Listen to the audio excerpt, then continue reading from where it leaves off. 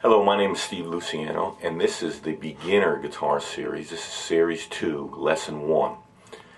Now, I know a lot of you have been following the Beginner Series, and you're already playing several open string chords. So before we learn some more chords, I'd like to pause right now and learn or review how to read a chord diagram, because many people get confused on reading chord diagrams. And since you're beginners, you're going to be getting books or getting printouts from the internet that have chord diagrams on it, and you're going to learn a lot of chords on your own. So we want to make sure that you're reading the chord diagrams correctly. First of all, a chord diagram is basically just a picture of the fingerboard. Okay, it contains the 6 strings, and it contains the first 3 or 4 frets usually of the fingerboard, especially when you're talking about the kind of chords we're learning now, open string chords. Okay, with the chord diagram, this is actually a picture or a representation of the guitar fingerboard. The lines running north and south this way represent the strings. And since there's 6 strings on the guitar, of course we have 6 lines. The thinnest string of the guitar is the first string, and that is represented right here all the way to the right. So as you move to the left, the strings go 1, 2, 3, 4, 5, 6. That's the 6th string, the thickest string on the guitar.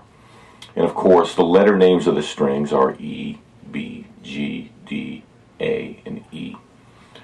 Okay, now the lines running horizontally, or east and west, represent the frets, or the metal bars that go across the fingerboard.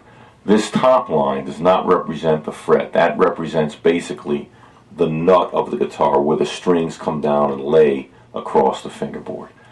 And then this is the 1st fret, 2nd fret, 3rd fret, 4th fret, and so on. But usually you just have about 4 frets that you're showing on a guitar on a chord diagram. Okay, now we've added the fingerings to this diagram, the fingerings for a C major chord.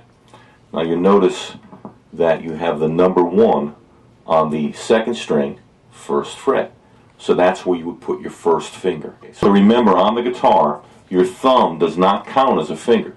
So when it says finger number 1, it's talking about your index finger or pointer finger. Your number 2 is the middle finger, number 3 is the ring finger, and number 4 is the pinky finger.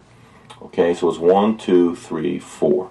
So here we have the first finger on the 1st fret of the 2nd string. Okay, and when I say on the 1st fret, that's just a figure of speech.